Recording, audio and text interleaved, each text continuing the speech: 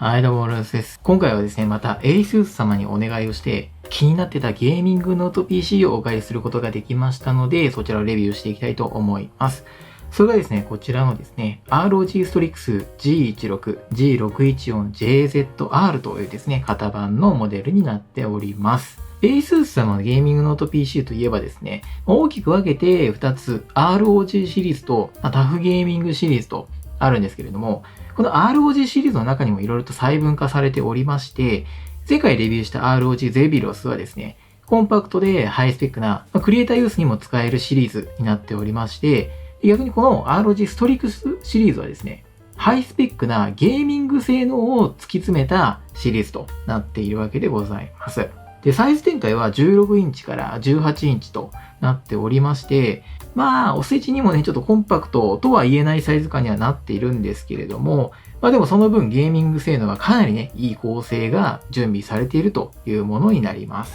で、今回お借りできた ROG Strix G16、G614JZR はですね、CPU は Intel Core i9 の 14900HX、GPU は NVIDIA の GeForce RTX 4080のですね、激強構成になっております。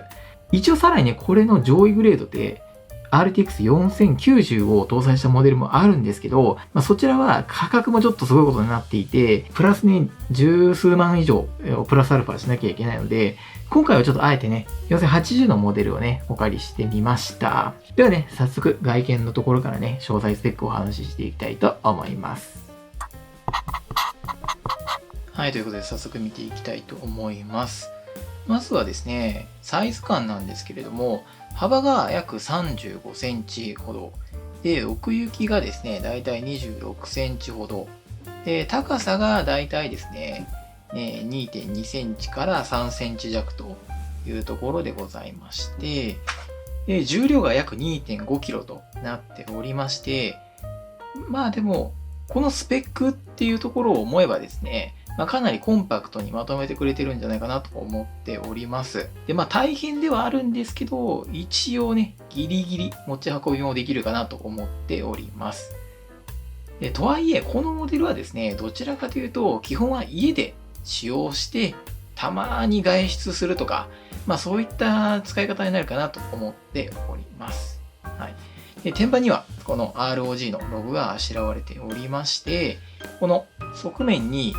RGB のライティングがですね、採用されております。かなりね、ザ・ゲーミング PC といったようなデザインになっておりまして、デスクでも映えるんじゃないかなと思っております。そして AC アダプターはですね、ちょっと大きめですね。はい。重量は 920g となっておりまして、持ち運びするってなった場合には少しね、気合が必要になるかなと思います。こちらと本体と合わせるとね、もう 3.5 キロぐらいになっちゃうので、そういったところでいくと、気軽に持ち出しはできないかもしれないですね。で、インターフェースにつきましては、左側、こちらからですね、まず電源ですね。で、その横に有線 LAN のポートがありまして、で、その隣が HDMI。そして、サンダーボルト4の USB Type-C のですね、ポートが一つ。で、もう一つ、PD 充電に対応している USB Type-C のポートがもう一つございますね。で、イヤホンジャック、マイク端子も兼ねたイヤホンジャックがありますというところですね。そして反対側のインターフェースについてはもうシンプルにですね、USB Type-A のポートが2つあるというインターフェースになっております。背面はこんな感じ。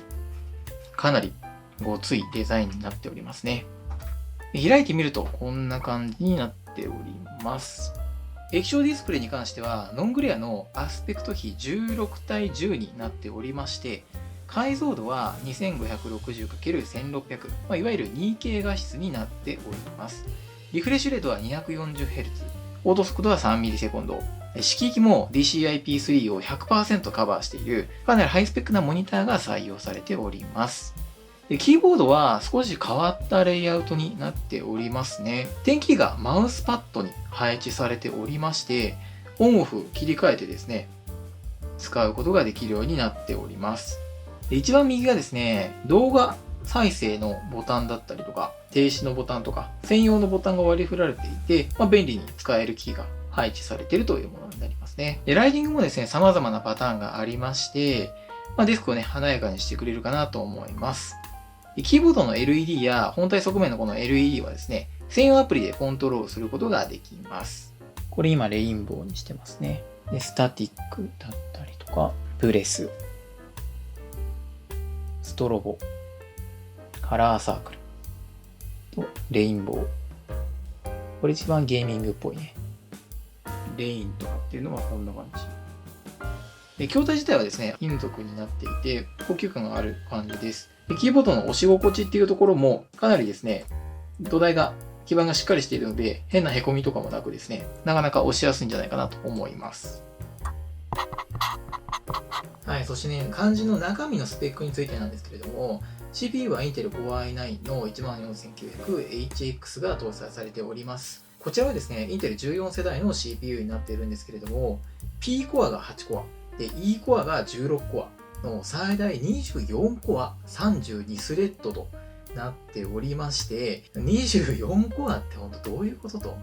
なりますよね。はい。ここまでハイスペックな CPU をもう搭載できるようになっているんですよね。一応ベンチマークも取ってみました。シネベンチ2024で取ってみたんですけれども、なんとマルチスコアが1569ポイントと、すごい数字がね、出ておりました。自分が今使っているデスクトップ PC のですね、CPU が Intel Core i7-12700 になっておりまして、そちらのスコアがですね、968ポイントなんですよ。なので、2世代違いとはいえですね、デスクトップ PC よりも性能がいいという結果になってしまっております。ほんとどうなってるんだと言いたくなっちゃうんですけど、かなりいい性能のですね、CPU が搭載されているというものでございます。でしかもですよ、GPU は RTX 4080となっておりまして、こちらもですね、ベンチマーク取らせていただいております。FF ベンチをね、やってみたんですけれども、まず、フル HD の標準画質につきましては、18486ポイントとなっておりまして、もう超快適にプレイすることができるという結果になっております。で、こちら、モニターが 2K 画質になってるんでね、この 2K 画質の高品質っていう設定でも撮ってみました。その場合は12419となっておりまして、もちろんフル HD よりは下がるんですけど、それでも12000を超えてくると十分すぎるスペックがあるというモデルになっております。さすがに、こちらはですね、デスクトップ PC 用の GPU に比べると、スコアはちょっと低くなってしまっているんですけれども、それでも自分が以前使用していた RTX 3070Ti、2K 高品質で検証したスコアよりもですね、いいスコアが出ているので、もう驚異的なスコアがね、出ているんじゃないかなと思っております。で実際にゲームもさせていただきました。もう言わずもがななんですね。余裕です。はい。余裕でサクサク動いてくれます。2K 画質でね、プレイもしてみたんですけれども、かなりね、快適にプレイすることができました。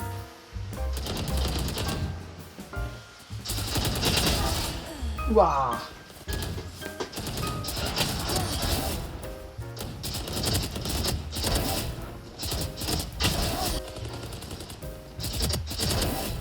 FPS300 とか出てるんですけど、やば。400もいってる。いやでも FPS めっちゃ出るな。やっぱり高画質でプレイすることができると、ゲームへの没入感というところもね、かなりアップするので、今後ね、高画質でやっぱプレイしたいよという方もいらっしゃると思うので、これドンピシャなんじゃないかなと思っております。で、また一応ですね、PD 充電時のスコアも取ってみました。AC アダプターが 330W に対して、PD 充電は 100W になりますので、ここに関してはスコアはね、絶対落ちてしまうのは当たり前なんですけれども、それでもこういったスコアになっておりまして、十分ね、プレイすることができるスコアになっていたかなと思っております。はい。で、そしてですね、ここまでハイスペックなのであればですね、気になる部分もあるかなと思っていて、それがやっぱファンノイズ、排熱の部分っていうのはどうなのかなと気になりますよね。ちょっとそちらもね、検証してみました。今、ファンはね、結構回ってる状況です。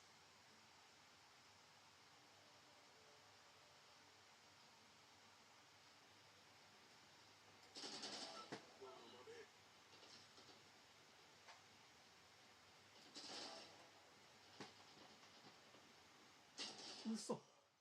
高負荷時はね、やっぱりなかなかのノイズはね、聞こえてしまいます。もうこれは宿命なのでね、仕方ないかなと思うんですけれども、逆に放熱性能に関しましては、内蔵された3つのファンが機能していて、割とね、熱くなりすぎずに使用できているかなと思いました。ハイスペック CPU が積まれてるんで、熱はもう出ることはしょうがないんですけど、結構ですね、排熱構造が考えられていて、側面にあるものの、この天板部分はですね、そんなに熱くならなくてですね、結構快適にプレイすることができたかなと思います。まあでもどうしてもやっぱりね、熱は出るものなので、PC スタンドや外付けの冷却ファンとかがあればですね、より快適になるんじゃないかなとは思います。で、その他のスペックについてはですね、メモリは DDR5 5600の 32GB が搭載されておりまして、ストレージは M.2 SSD の 1TB となっており、必要十分なね、スペックとなっております。で、バッテリーの駆動時間はですね、使用状況にもよって前後しちゃうんですけれども、5時間ぐらいから10時間といった形で、なっております。で、ゲーム使用時はもっとね、早くなるかなと思うんですけれども、それでも1時間2時間ぐらいはね、プレイできるのかなという形でございます。とはいえこのゲーミングノート PC って持ち運びをするというよりかは、家でね、常設して使うような用途が多いのかなと思いますので、バッテリー性能も必要十分なんじゃないかなと思います。はい、ということで、詳細スペックをね、お話ししてきたんですけれども、こちらのモデルがどういった方にね、おすすめなのかっていうところも簡単にご紹介したいなと思います。お世辞にもね、運びやすいとは言えないサイズ感にはなっておりますので、なかなかの存在感はあるんですけれども、とはいえこのスペック感で見ればかなりね、コンパクトにまとめてくれてるかなと思っております。なので、ゲーミング性能には妥協したくないんですけれども、デスクトップ PC を組むスペースはちょっと確保が難しい。そんな方でしたりとか、頻度は少ないけれども、たまに外での使用もありますよ。でも、やっぱりゲーミング性能をしっかりと確保したいですよっていう方にはですね、かなりおすすめのゲーミングノート PC になってるんじゃないかなと思っております。やっぱりデスクトップ PC で考えると、別途ですね、モニターやキーボード、マウスなんかもね、用意しなきゃいけないので、トータルかかってくるコストもね、なかなかするんですよ。その分ですね、こちらはモニターもキーボードも標準でついてきますし、モニター自体もかなりいいスペックのですね、モニターが採用されておりますので、価格自体はこちら36万円ほどとなっておりますけれども、トータルのコスパはですね、結構いいモデルになってるんじゃないかなと思っております。はい。でね、逆に気になる点はないのかと言われるとですね、一つだけありました。はい。それがですね、キーボードの文字列なんですよね。本当あえて言うならばっていうところにはなっちゃうんですけれども、右端のこの一列がですね、いらないかなとちょっと思っちゃいましたね。もうこの配列だと、このシフトキーがですね、めちゃくちゃちっちゃくなっちゃってるんですよ。右側のこのシフトキー、意外と使いまして、シフトキーがもう少し大きかったら、なお使いやすかったんじゃないかなと思いました。正直この辺は好みの問題にはなるかと思うんで、全然気にならない方もいらっしゃるとは思うんですけど、ちょっと自分はこのシフトキー、右側の方も使うので、このキー配置のところが少しだけね、気になった部分でございました。とはいえもうそれぐらいかな。はい。ゲーミングノート PC としての性能はマジでいいですし、あとモニターの性能もね、申し分ないというところがあって、かなりいいですね、モデルになってるんじゃないかなと思っております。はい、ということでいかがでしたでしょうか。今回はですね、プロユースも想定された ROG Strix G16、G614、JZR をですね、レビューさせていただきました。今までストリクスシリーズ、実は触ったことなかったんです。ちょっとどんな感じなのかなっていうのが気になってたんですけれども、思った以上にですね、使い勝手のいいモデルになってたかなと思いました。もちろんですね、動画編集等のクリエイターユースにもやっぱり十分なスペックを持っておりますし、やっぱりどうしても性能にね、妥協したくないよという方はですね、こちら検討していただければいいんじゃないかなと思っております。でこちらのチャンネルではこういった形でデスク周りのガジェットでしたりとか、あと撮影機材等々の紹介をさせていただいております。もしよければチャンネル登録、高評価もよろしくお願いいたします。またコメントなんかもいただけますとすごくモチベーションになりますので、ぜひともよろしくお願いいたします。ということで、今日のところはこの辺で、また次回の動画でお会いいたしましょう。バイバイ。